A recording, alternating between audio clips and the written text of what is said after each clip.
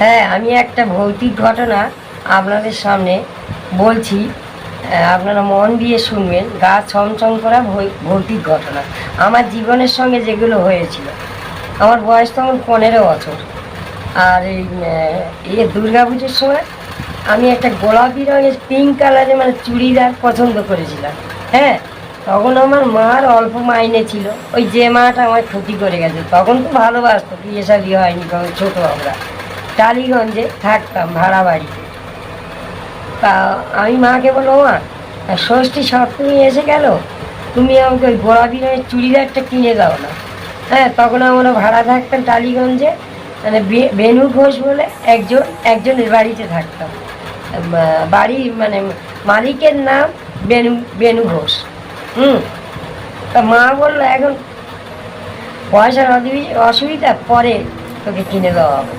আমি তখন ঘ্যান করলাম, আমি দাও না দাও না দাও না। তখন শাড়ি পরতাম না, 14-15 বছর বয়স, কী শাড়ি পরলো, পড়াশোনা করতাম। হ্যাঁ, টালিগঞ্জেই থাকতাম। ওরা ভাড়া নিয়ে থাকতো, মা চাকরি করতো SSKM হসপিটালে, আমার মা। আর আমার যে কাকাটা ওইসব ক্ষতি করেছে, ওরা ভবানীপুরে চাকরি করতো। ভবানীপুরে মানে মিল কোম্পানিতে হরিণঘাটা দুধ সাপ্লাই দিত, ওখান থেকে উনি সবাই চাকরি করতো, বাবাও চাকরি করতো। আমি ছোট, মাকে বলতে দিল না, তখন সপ্তমী সেই দিন। তা মাকে বললাম, তুমি দিলে না, আর অষ্টমী পড়ে যাচ্ছে, কালকের আমি করবো, কালকের আমি করবো, এরকম করতাম। তাকে দিল না কিছু বললাম না, মনে মনে কষ্ট পেয়ে শুয়ে পড়লাম রাত্রে। সপ্তমীর রাত 2টোর ঘটনা।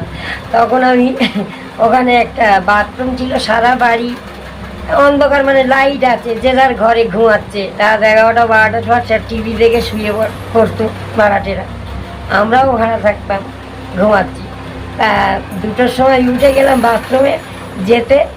তা একজন মানে মেন দরজা খুলে এসে বলল, আমার সঙ্গে চলো, আমি তোমাকে চুড়িদার কিনে দেবো, পিঙ্ক কালার, যেমন দেখছো আমার এই গিটারে একটা কালার দেখছো, এইরকম কালারটা। তা আমি বললাম, কেন, আপনি কে রাত 2টোয় কি দোকান খোলে নাকি? হ্যাঁ, ভবানীপুরের দোকানটায় আমি চুড়িদার নিয়ে চলে আসবো, আমি এনেছি। আমি তখন খুব আনন্দ হয়ে গেল, কী ভালো দেখুন, বাচ্চাদের মন তো চঞ্চল, কেউ কিছু দিলে আরও আনন্দ পায়। হ্যাঁ, তা আমি ভালো, ঠিক আছে চলো বলে গেটের বাইরে বেরিয়ে গেছি। চুড়িদারটা আমার হাতে দিয়ে বলছে, আমার সঙ্গে চলো। ওই সঙ্গে কোথায় যাবো? ওই ঘরে চলে যাবো। না না, সঙ্গে ঘরে যেতে পারবে না, এই যে আমার র্যাম্বোটা এসে এখানে আমাকে আদর করছে। তারপরে বললাম, ওই কী হয়ে তাই না, যাবো না বলে চুড়িদারটা নিয়ে আমি দাঁড়িয়ে আছি। লোকটাকে আশপাশে দেখছি কোথাও নেই, দরজা খোলা আছে ওই বাড়িটা। তখন আমার মা ডাকতে ডাকতে আশপাশের লোককে, ওই জায়গাটার বাড়ির লোকজন ভাড়াটেগুলো খুব ভালো ছিল, খুব মিল ছিল। বলে আমার ডাক নাম ছিল মুনমুন। মনু করে ডাকতো, কোথায় রে মনু, কোথায় রে মনু। তখন আমি এই তো আমি চুড়িদার পেয়ে গেছি, বাহ, তুমি তো দাওনি, আমার কি আনন্দ হয়েছে, দেখো একজন দিয়ে গেল। তা আমি বললাম, কে? মা বললো, কে? আমি জানি না কে। হঠাৎ মানে সে বিলীন হয়ে গেল, আর দেখা পাচ্ছি না। তারপরে বাবা, এই বাড়ি তো অনেক মরেছে, দুর্ঘটনা, ভূত প্রেত আছে, তাহলে তুই নিলি কেন? না না, আমি কোথায় নিলাম? চুড়িদারটা ওরা দেখতে পেয়েছে, গোলাপি নয় চুড়িদার, হ্যাঁ, হাতে প্যাকেট সবাই দিয়েছে। তারপর ওরে ভূত পেট দিয়ে যা বেনু ঘোষ, ওরা সব উঠে পড়েছে, বাড়িয়ালি ছেলে মেয়ে সবাই বলে, ও বাবা, ও মা একজন এখানে মানে বিশাল ঘটনা, মানে মরে গেছিল সে, ওই বাড়িটার মধ্যে মারা গেছিল, মানে ওকে মেরে দেওয়া হয়েছিল। যাই হোক, তখন আমরা ছোট ছিলাম, শুনলাম গল্পটা। তারপরে ও তাহলে ওর ছেলে মেয়ে ছিল না, ওই নিয়ে ওইটা চুড়িদারটা দিয়েছে। তুমি যদি ওর সাথে যেতে কি করতো? মেরে দিত? হ্যাঁ, মেরে নিয়ে চলে যেত। গেটের বাইরে বেরিয়ে গেছিলাম, আমরা তো আর তখন ঘুরতে চলে জানতাম না যে মানুষ ডাকছে, কত রকম লোকজন আছে। এমন মানে ওখানে ব্যবহার, ওখানে ওই বাড়িটার মধ্যে অনেক ভূত প্রেত চারদিকে।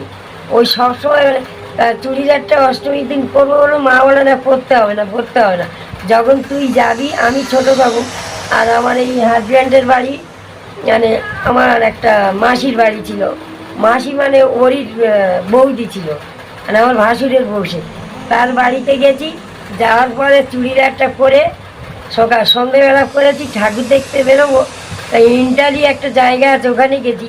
ওরে বাপ রে বাপ, গিয়ে দেখি না সে পুরো চুড়িদারে রক্তার ভেসে যাচ্ছে, রক্ত রক্ত ভেসে যাচ্ছে। এরা ভয় দেখিয়ে মা তোর কি মানে কি বলবো বলো, মানে আমার কি শরীরটা খারাপ হয়েছে, হ্যাঁ, যে একেবারে পিরিয়ড হয়েছে। আমি বললাম আমি জানি না ঠিক, ছোটো তো আমি ওসব বুঝি না কিছু। তা বলে সেই কিছু পুরো রক্ত, পিঙ্ক কালারের জামা আর প্যান্টটা পুরো ভেসে গেছে। তোকে তাহলে অন্না টন্না দিয়ে ওরা মার্কেটিংয়ে গেছিলো, ঠাকুর দেখাতে নিয়ে যাবে বলে আমাকে। নষ্ট হয়েছি জামা তখন দিয়ে ঘরে রাখলো, ঘরে রেখে ওরা চাবি ভাবি মেরে দিয়ে চলে গেছে। তখন জানলা দিয়ে ভূতটা এসছে। হ্যাঁ, হ্যাঁ সত্যি সত্যিকারে আমার ওই চঞ্চলা মাসির ওই বাড়ি। যে দিয়েছিল। হ্যাঁ, বাপরে। ভূত সব দিকে করে বলছে তোমাকে আমি ওখানে ডাকলাম তুমি গেলে না। তুমি একা পুরো বাড়ির মধ্যে। হ্যাঁ, তোর বাবাটা আবার সব বাবা বেরিয়ে কেউ ছিল না? বাবা পাশের ঘরে, ওরা বেরিয়ে, ওরা তো দেখে না কে কার ঘরে এসছে কি করে দেয়। কথা খুব বড় লোক তো না, যে তার প্যান্ট শার্ট পরে বেরিয়ে যাচ্ছে বন্ধু বান্ধব বেরিয়ে। হ্যাঁ, যাই হোক, তা সে আমি বললাম আপনি কে? এই দেখেছিলাম না ওই বেনু ঘোষের বাড়িতে ওখানে যেখানে ভাড়া থাকতো মা। বলে হ্যাঁ। তা বলে তুমি আজকে চলো, আমার চুড়িদার তো পুরো নষ্ট হয়ে গেছে, আবার একখানা হয়। না না না, আমি কোথাও যাবো না, চারদিকে তালা মারা, আর বাড়িতে কেউ নেই, আপনি চলে যান, আপনি চলে যান। হ্যাঁ, তখন সে বিভৎস রূপ দেখালো। তখন আমি বলে মা এই তো ভূত তুমি ছয় দেখে। দেখেছো? হ্যাঁ, কিরকম? কঙ্কাল মতো বাবা। কাটা হয়ে গেছিল। কেন হ্যাঁ, রেগে গিয়ে? অনেক দিন আগে। হ্যাঁ, তখন আমাকে দেখা দিল যে ভূত ছিল। তখন আমি বললাম বাবরে বাপ। তারপরে আমি গিয়ে মাসিদের খাটে শুয়েছিলাম। ওরা বললো, ওরা বলেছিল আগে তুই গিয়ে জামা কাপড় ছেড়ে শুয়ে পড়বি, আমরা গিয়ে ধুয়ে দেবো। যে আমার যা যে চঞ্চলা, ও আমার মাসি ছিল তখন, মানে আমার মামার শালার শালা এ ছিল, এই যে আমার যে হাজব্যান্ড হয়েছে এখন। মানে ছোটো 9 বছর বয়স থেকে ওরা আমাকে দেখাশোনা করে রেখেছিল, আমার শাশুড়ি। তারপরে ওই দেখাশোনায় থেকে আমার শ্বশুরটা মানে নিজেরা অনুষ্ঠান করে গয়নাগাটি ভর্তি করে দিয়ে আমাকে ওরা মানে বিয়ে করিয়ে নিয়ে গেছিলো ওই ছেলের সঙ্গে। কিন্তু আমার মা কাকা এমন সহ্য হলো না, লাস্টে এমন ক্ষতি করে দিল, পুরো শেষ হয়ে গেলাম আমরা। হ্যাঁ, যদি গল্পটি ভালো লাগে অবশ্যই হ্যাঁ, লাইক লাইক কমেন্ট শেয়ার করবে। সাপোর্ট হ্যাঁ, করো। টাটা। টাটা।